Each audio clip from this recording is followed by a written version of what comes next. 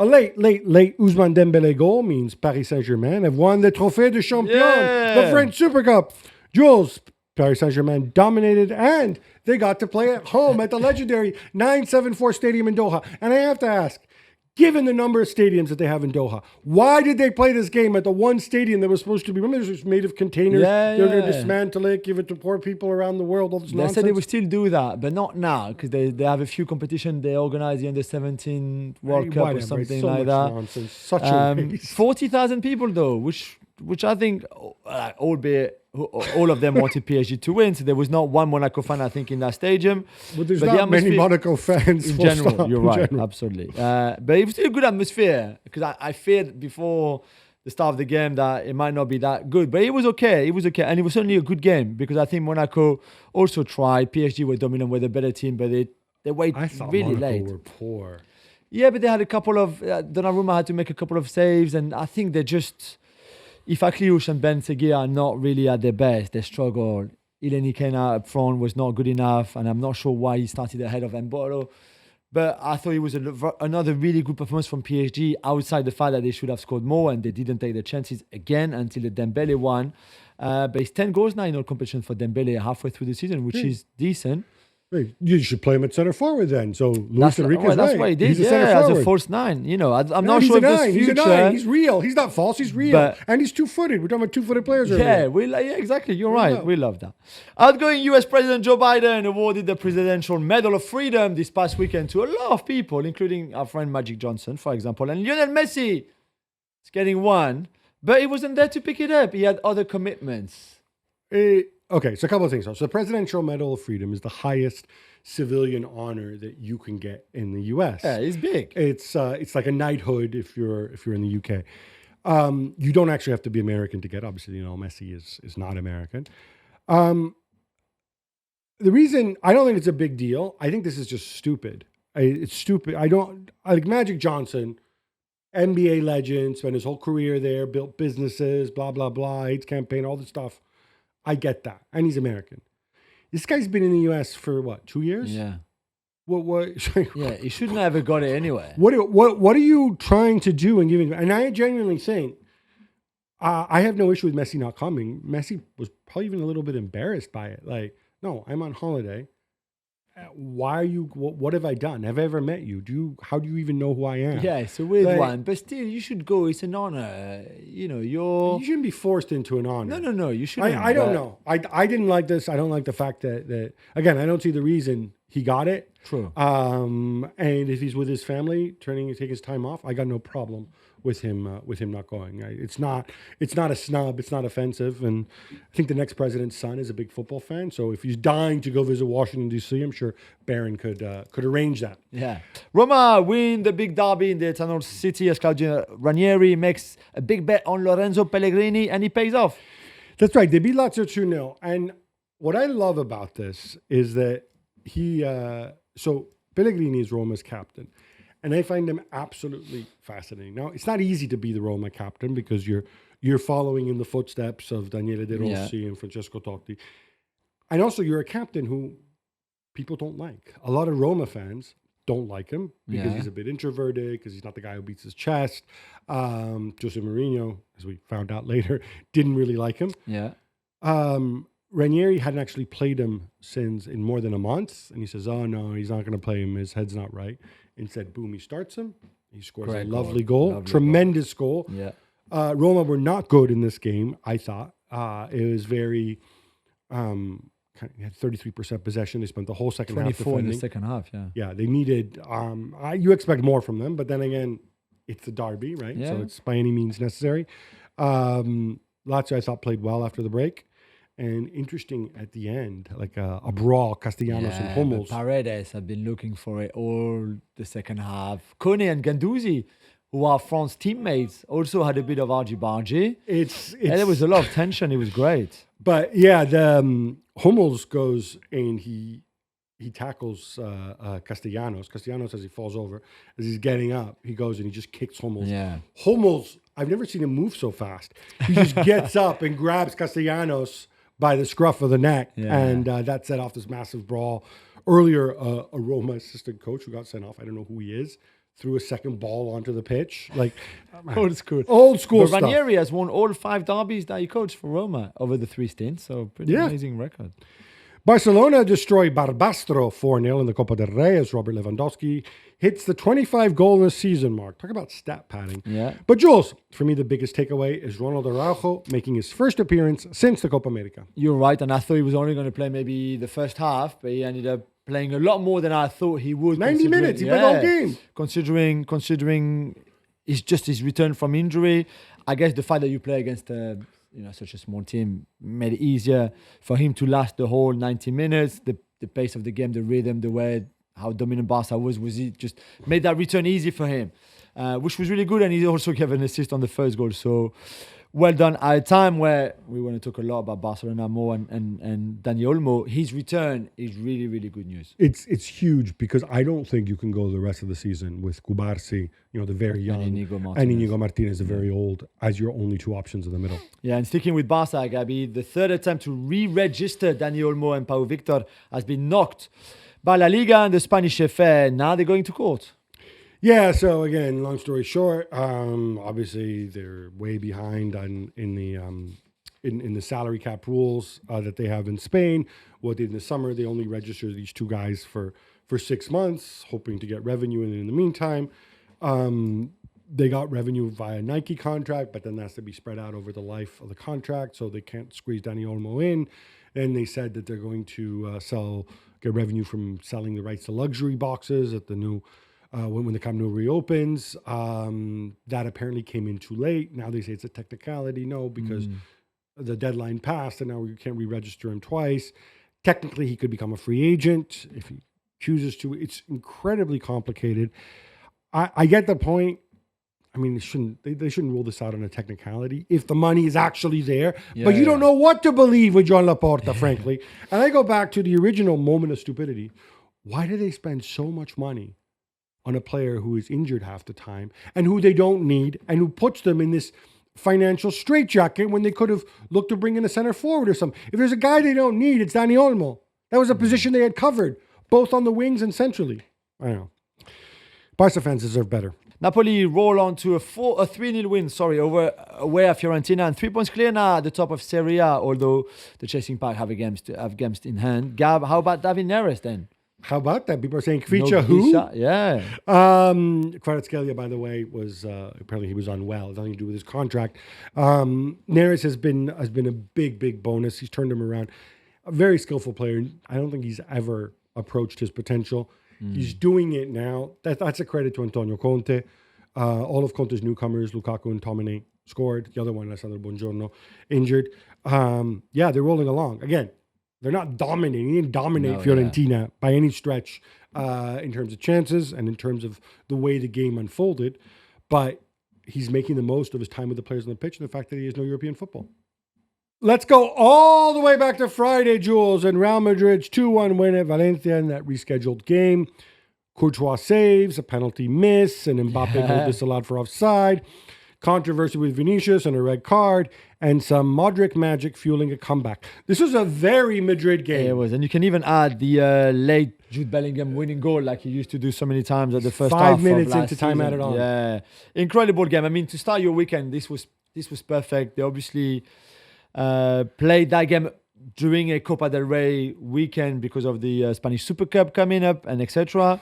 And they played the Copa del Rey game on Monday night, so tonight as we record the show. And Valencia with Carlos Corberjan, the new coach, the new manager, did really, really well at the Mestalla in this game and probably don't deserve to lose it either. But again, the character from Madrid. And for Vini, he will have to learn not to react to provocation. Okay, so first of all, I can give Vini a hard time and I can give him a pass for the fact that this Stola Dimitrescu. You know what? I would like to lock him into a room with Antonio Rudiger and say, you know what? You really are a massive pussy. Like, to go, that's just, this is why we should have video evidence after the fact for people who do things like that. Just go and get somebody sent off in that way. That's really shameful. Big, strong keeper, are you, right? Yeah, badass, like Rayo Vallecano. Like, when you pick on somebody your own size and see what happens, right? But that said, Vini can't react this way. Yeah, You it's not- cannot it's do not this. new. It's not the Antonio first time. Rudiger had to basically pick him up like if he was like a little doll and take him down the tunnel. I mean, what are you doing? I know. It's not the first time though. I mean, maybe there was also a fact the last time he was at the Mestalla, of course. That's Yeah, there's this history but there. there was no issue of racist abuse there. There was No. none of that. It was just simply an issue of you falling for the trap of a goalkeeper. Just assume that your opponents are all going to throw themselves to the ground the minute you breathe on them, Vini, Yeah. and just stay away from them. Walk away and stay on the pitch because Real Madrid needs you. Yeah. And sticking with that game, there were protests pre-match against Valencia owner Peter Lim, now entering his 11th year owning the club. Gab, it's no secret that you don't like him. No, I really don't like him. I think he's, we talk about good owners, bad owners. Yeah. Valencia were dysfunctional before Peter Lim came. They had debt. It was chaos. What does this guy do? He comes in. He basically hands the club over to Uncle George Mendes. You have the succession of freak show managers and stuff, and it doesn't work out. He gets so much abuse from the Valencia crowd, and Valencia fans can be an absolutely demanding pain in the butt. They may be the most demanding fans in football. I think it's probably Valencia, Roma are probably, That said, how does he react? Does he cut his losses and sell the club? No, he says, you know what? Screw you guys. You're going to walk on your own two legs now. In the meantime, he stops all investment in the club, which means revenue falls. They should be the third or fourth biggest club in Spain. Instead, I think they're sixth or seventh right now in terms of revenue. And it's just neglect. It's like a guy buys a house and then just lets it crumble and lets it rot just because he can. Just because he's so rich, sitting on his billions in his stupid tax haven that he lives in, right? He doesn't care. And that's what's sad. And look, it was ugly. There were ugly scenes before. The police had to get involved. He's not going to show up there. It's a bad situation. And when people draw comparisons, for example, with Mike Ashley, Newcastle, no, this is a lot worse. A lot worse than anything that happened there. And it brings to mind also how important governance is, how important is when a new owner comes into a league that he's properly vetted. And I think they should look at more regulation to ensure that situations like this don't happen, that you can't have a guy who just comes in and says, I'm old, I'm rich, this is 1% of my net worth, I don't care what happens to this club. Yeah. Marseille, oh, by the way, final thing, I'm surprised you didn't bring up your boy, Fulquier. Oh, Fulquier, yeah, he was great. Fulquier and Rioja dominating that first half. I know. Marseille beat up Le Havre 5-1, and Roberto De Zerbi gets help at the back in the form of Luis Felipe. Jules, the gap with Paris Saint-Germain is back to 7 points. Yes, 7, and there's obviously another classic to come, albeit in Paris, I think in March. but to be fair, how to create a Ligue 1 title race. Yeah, I still want to believe that we can make it competitive because they're a very good team, and De Zerbi anyway. He's got great players. Is Luis Felipe changing anything, moving the needle? I'm not so sure. At least it's a lot of experience that they need at the back, and they need a bit of cover. And they have Geoffrey Kondogbia playing there right now, so they can do with another player there. Did he just not like it at Al Ittihad? And his contract, his contract was rescinded by both parties. So I think so he's he like, all right, I don't like it here. What, like I can't get a drink or what? Like it's not so much that. I think they wanted to have another space for a non-Saudi player, which obviously the quota was full. So I think it was good for both parties. He wanted to come to Europe after his time in Italy, obviously. So I think that worked for everybody, really. And now I think he's a good addition to this Marseille squad. He has an Italy cap. He has one Italy cap more than Ryan Cherky. Yeah, that's very true. It's a Milan derby in the Italian Super Cup coming up, which kick off in a few hours' time on Monday night, tonight, as we record the show. How are things looking? And what's your take on Sergio Conceição replacing Paulo Fonseca? So how things are looking, Milan beat Juventus coming from behind. They were lucky, I thought, to beat them. Inter had a much easier time against Atalanta. Denzel Dumfries scoring twice. Going forward, the big storyline out of Inter is that Lautaro says like, "Oh, this is the worst moment in my career," and he's all down. It's okay, Lautaro. People still love you. Okay, like let's be clear. Yeah. And the Fonseca sack, I'm sure you guys talked about on the show. It's obvious that relationships are broken down, and they felt the need to take this step. Sergio Conceição, to me, though, plays a very different type of football. Yeah. And look, it's not just the Uncle George thing, although like the minute, like I was in Italy at the time, and like Sergio Conceição gets appointed, and it's like, oh, Milan, here's Trincao. And I'm like, what? Like already Uncle George is dumping his garbage there? Like what? Really? I hope the club know better. The club have gotten this far to go into a certain model. They can't turn this into an Uncle George club. If with Conceição, if they want to do more counterattacking, blah, blah, blah. Looks like Benacer is going to have a bigger role. Yeah, he started him, in that game. That's great. Benacer is a wonderful player. But I just hope they don't rip up the blueprint of what came before, because I think that would be a serious, serious mistake. And it would be an even bigger mistake just to hand the club to Uncle George, because that's not what Milan need. Yeah. It's time. It's time. It's Texter time. Jules, I know he wasn't playing, but tell me about the voodoo hex he placed on Mr. Khalil Fayyad to help Olympique Lyonnais beat Montpellier. This is one of the most extraordinary things.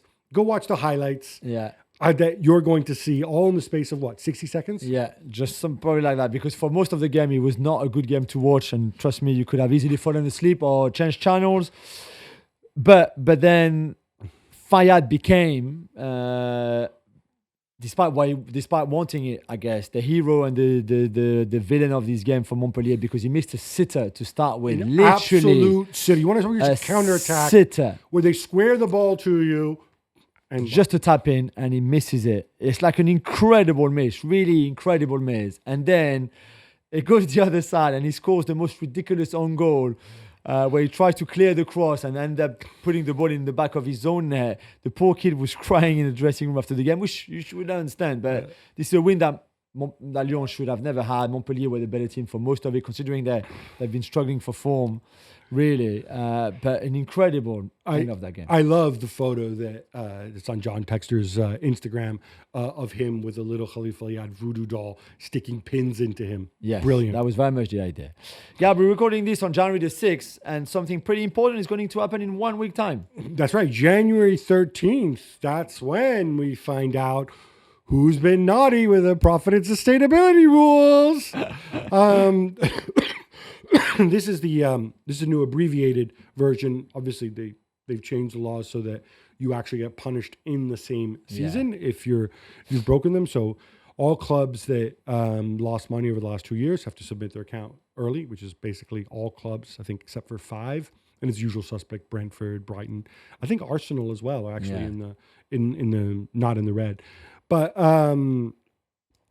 And that's when we go through the whole rigmarole of how much are you over, what points penalty are you going to get. We can guess and speculate. The only one I'm comfortable thinking will be called up is Leicester for obvious reasons. Chelsea? I think Chelsea are definitely on a knife edge, and I don't know if they're going to get creative and sell random things to themselves. I don't know how that's going to work. Yeah. Maybe they'll sell Ben Chilwell to the Chelsea women's team now that that's now a separate thing, and he can become assistant manager. Maybe, yeah. Or good who idea, knows? Antoine Griezmann scores the only goal as Atletico Madrid down Marbella, also in the Copa del Rey. Jules, I know you want to talk about your boy Grisou. Yeah. But it's 13 consecutive wins for Atletico Madrid and El Cholo Simeone. Yeah, super impressive. Not so much in this game where they scored early, they won it early. Then after that, they just had to control the game and manage the game and the win, which they did pretty easily. But yeah, 13 in a row now. And we said this is the best that I think he's ever had. He's never won 13 in a row in all competitions. He does now. He's found his team with their strength and their weaknesses, but they have it all going, and they will be a force in that second half of the season. How far? I don't know if they can win the league, how far they can go in the Champions League, etc., etc. But you would not want to play against them. I think it's Osasuna and Levante next. And then I think Bayer Leverkusen in the Champions League. So I think maybe that's where the streak might end. Maybe. Who knows? Maybe. And sticking with them, they officially said adios to sporting director Andrea Berta after 12 seasons at the club. Gab, he's been a huge part of this Simone era. Yeah, and he's flown under the radar as far as directors of football are concerned. He's 53 years old. he was a surprise appointment. He came, I think, 1 year or a year and a half after Simeone came. He came from Genoa. He was not a big name. He came as technical coordinator type role, and then became very important in the transfer market. I mean, very important. Atleti are still an Uncle George establishment. Absolutely. But it was interesting that he left, and immediately, of course, you have conflicting stories, right? Officially, he leaves because he wants to spend more time with his family. And then others report that, oh, look, he's moving to London so he can learn English because he's angling for a job in the Premier League. I genuinely don't know. I think, like, Atleti have always been weird with their transfers, right? The Julien Alvarez transfers, kind of weird, right? There's this Lenglet business, even just more recently, right? They do things differently. I don't know that skill set, because they are a different club. Yeah. I don't know how that skill set translates elsewhere. That's what he's going to need to do. But he's certainly... if you were to make a ranking of sporting directors, which some people like to do, just in terms of stock and perception, I think he's definitely in the top 10 and he's out of a job. Gab, the change in manager at Milan means the transfer rumors have ramped up and they're linked now with both Dani Olmo and Marcus Rashford. Who would you go for? Neither. I wouldn't go for either one. Hey, come on. What are we talking about here? Really, you need Marcus Rashford? Your best player happens to play on the left wing. Your second best attacking player anyway, is also a left winger who has to play at 10. That would be Christian Pulisic. So why not bring in another guy who does that same thing? Sure it is. Dani Olmo, the same thing, whether it's 10 or wide. This is not what you need. Yeah. And why go and blow money on this? I fear a little bit. Uncle George getting in there and saying like, hey, Barcelona, hey, Deco, hey, amigo. Can we do some sort of deal here? You want me to take this guy away? Just on loan for 6 months, then he goes back to you. Yeah, and then we'll bring Rafael Leal the other way, and then you won't be able to register him for 3 years. Come on, man, seriously, move on. Like Conceição needs to work with what he has. Yeah, 1 or 2 tweaks possibly, but none of this Rashford, Daniel. Come on, I agree. Jules, Bayern have about as many contracts to renew as Liverpool. Yeah. Joshua Kimmich, who, by the way, earlier I said he and Trent Alexander-Arnold were roughly the same age. But that's really only if you think about it in very wide terms. Kimmich is closer to 30, and Trent is more like 27. So, but it's okay. There's a correction. But Leroy Sané also had a contract. Good luck with that. Alphonso Davies. And the big one, though, Jamal Musiala is entering the last 18 months of his deal. Yeah, it's really interesting because I think Alphonso Davies would pretty much know that he's not too keen on staying and that he would like ideally to go to Real Madrid and that Real Madrid would like to get him maybe. Leroy Sané has said that he wanted to stay and his form has improved lately, so there's probably something there. And he's playing him too. Yeah, he's playing him too, yeah. And for Kimmich, we said together before that they can't really afford to not resign Joshua Kimmich for everything that he represents and where he can play, etc., etc. So... And then there's the Musiala deal. Surely you cannot let go the biggest talent in German football with Florian Wirtz, unless you get Wirtz to replace Musiala. I think the idea for them is to play them both together one day for Bayern, but surely you can't let Musiala go. You got him for nothing when he was 17. You got really lucky to have been able to get him out of Chelsea, and Chelsea should have never let him go in the first place. But now... It would be really dramatic, I think. Right. Here's my take. I agree with you on Kimmich equally. If Real Madrid show up with a boatload of ducats this January, I think you make the difficult decision and you say enough. You love his club. You don't love his club. You're gone. Sané, whatever. Take a pay cut if you want to stay. Musiala is really interesting, but if I'm Jamal Musiala, I just sit there on my backside and I say, all right, guys, if I'm going to commit you long term, who will the pieces be around me? Pavlovic? Fine. Center forward. Harry Kane, lovely man, scores a lot of goals. He's in his 30s. What is your long-term succession plan there? Are we really going to keep going with Upa and Kim at the back? Do I still need to see Eric Dyer hanging around? Who's my goalkeeper going to be? Do you really like Peretz that much? I have so many questions. You have a lot of legit questions about the makeup of the team. I think Musiala, from what I've heard of him, and I know somebody knows his mom relatively well, they're thinking in those terms. They're just thinking money. But they're saying, like, where are Bayern Munich going? Yeah. You can bring in Florian Wirtz and be like, Musiala and Wirtz, that's great. But neither of us is a center forward. Neither of us want to play center forward. Who's going to be in front of us? What's your idea there? So you can make this into a football thing.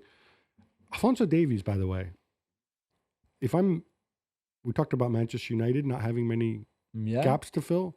Wouldn't that be a pretty obvious one? I agree. That and probably Nuno Mendes as well in Paris, but one of them two would be perfect. But Nuno Mendes isn't. He hasn't renewed yet his contract. So he's still under contract, yeah. Alphonso Davies is much easier as a out-of-contract player in June. I'm just thinking because if I'm Real Madrid, if I move... Okay. If I'm Real Madrid, if I move for Davies, then I need to get a defensive right back, right? There's no question about Although that. it would be fun to have Trent and Fonzie together. Imagine that. And then you have to play a back three, which Florentino doesn't like. But, if I end up picking an attacking right back, whether it's Trent or Kimmich or whatever, right? Or Kimmich, whatever the combination is, and I've extended Ferland Mendy already, then I'll muddle on with the Mendy situation on the left. So I don't know. I think United should be aggressively thinking of Alphonso Davies if they aren't already. Do you want to read the last question, Jules? Sorry, I thought we were finished. Sorry, Gabby. Juventus are shopping for centre forwards this January. They've been linked with Joshua Zirkzee, Niklas Füllkrug, Randall Colomwani, and Patrick Schick. What do you make of it?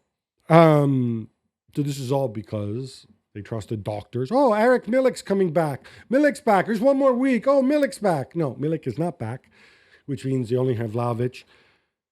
Of these guys, look, Zirkzee is based on the fact that Thiago Motta worked with him before. It's a completely different profile from Vlahovic. I don't think it makes any sense. It doesn't make sense for United, I think, to loan him out because you need another body who can play center forward. Marcus Rashford ain't coming back anytime soon. Niklas Füllkrug, if you want a short-term option, although he scored at the weekend, He right? did score, yeah. On loan? Sure, why not? Colomwani, I don't see where they're getting money for him to do that. I mean, Paris Saint-Germain presumably aren't going to loan him, right? I mean, they would like to sell more, but yeah. And Schick, until Boniface comes back and proves that he's fit, why would Schick go? I know. Between backing up Boniface, who gets injured all the time, and backing up Vlahovic, I'd rather stay at Bayer Leverkusen. Yeah.